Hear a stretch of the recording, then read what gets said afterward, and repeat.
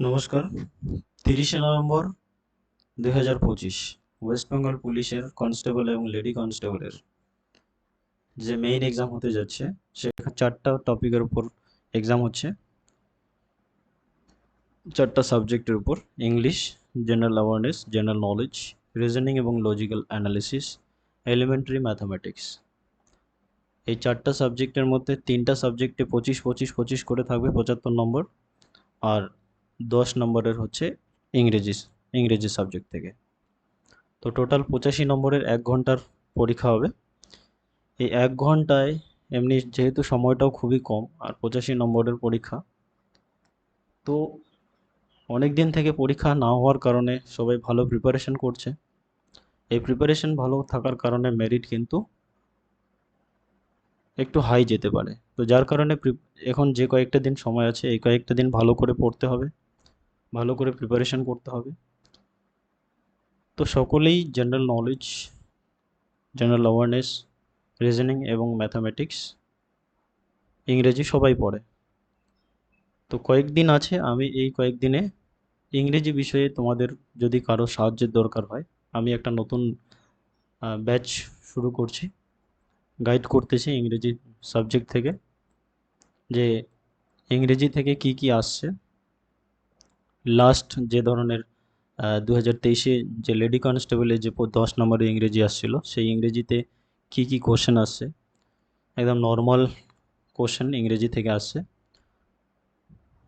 তো এই যে এক্সাম হতে যাচ্ছে যে 30শে নভেম্বর, সেই এক্সামেও যাতে ভালো নাম্বার পাও তোমরা, তার কারণে আমি একটা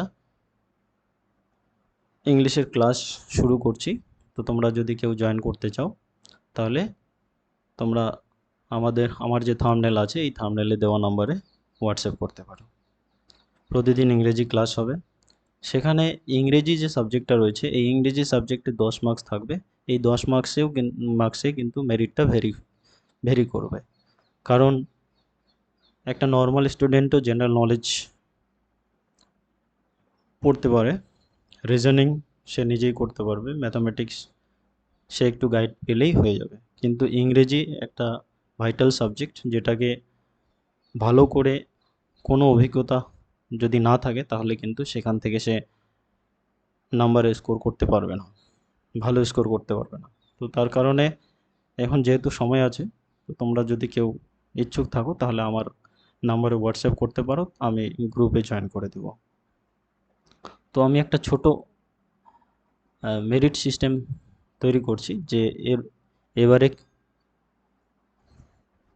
এক্সামে মেরিট কীরকম যেতে পারে। তো দেখো, একটা ছোট একটা বিষয় আমি বলছি তোমাদের।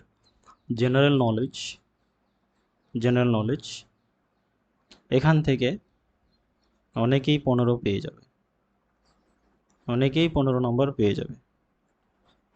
তো সবাই চেষ্টা করবে 15 এবং অ্যাবাভ, 15+ করার। ম্যাথামেটিক্স এখান থেকেও 15+ করার সবাই চেষ্টা করবে। রিজনিং এখান থেকে সবাই 20+ করার চেষ্টা করবে। আর ইংরেজি থেকে যদি 5+ করো, অনলি 5+, তাহলে মেরিটটা কিন্তু অনেক দূর যাবে। লিখিত পরীক্ষায় যে 50-এর উপরে পাবে, সে মেরিটে SC ST ওবিসি হিসাবে সে মেরিটে টিকতে পারে। তো এখনও অনেক সময় আছে, 2 মাসের মতো সময় আছে। এই 2টা মাস যদি ভালো করে পড়া যায়, আমি জেনারেল নলেজ, ম্যাথামেটিক্স এবং রিজনিংয়ের কথা বলছি না, ইংরেজিটার কথা বলছি। তো ইংরেজিতে কিন্তু 5 মার্কস পাওয়া খুবই সম্ভব। কারণ একটা পয়েন্ট কিন্তু খুব ইম্পর্ট্যান্ট ওখানে, 1 পয়েন্ট 2 পয়েন্ট, এই পয়েন্টের কারণেই কিন্তু অনেকে চাকরি থেকে বাদ পড়ে যায় মেরিট লিস্টে। তো এই পয়েন্ট একটা বিশাল ভাইটাল স্কোর। তো এই কারণে আমি ইংরেজি সাবজেক্ট থেকে গাইড করছি। তো কয়েকজন ভাই এবং বোনের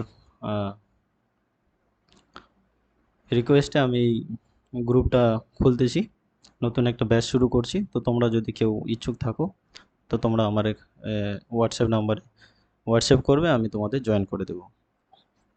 তো এটাই ছিল আমার বলার। আমি বলতে যাচ্ছি, এই যে বিষয়টা, এই বিষয়টা তোমাদের যে লোকাল ফ্রেন্ডরা রয়েছে, তোমার আত্মীয় স্বজন যে ভাই বোনেরা রয়েছে, যারা WFPর জন্য প্রিপারেশন করছে, তো তাদেরকে এই ভিডিওটা শেয়ার করে দিতে পারো। আমি আশা করছি তোমরা সকলেই শেয়ার করবে। তাহলে তাদের যে হেল্প ইংরেজি থেকে, যাদের ইংরেজি একটু নলেজ কম আছে, তো তাহলে তারা ইংরেজি থেকে আমার কাছ থেকে অনেকটা সাপোর্ট পেতে পারে।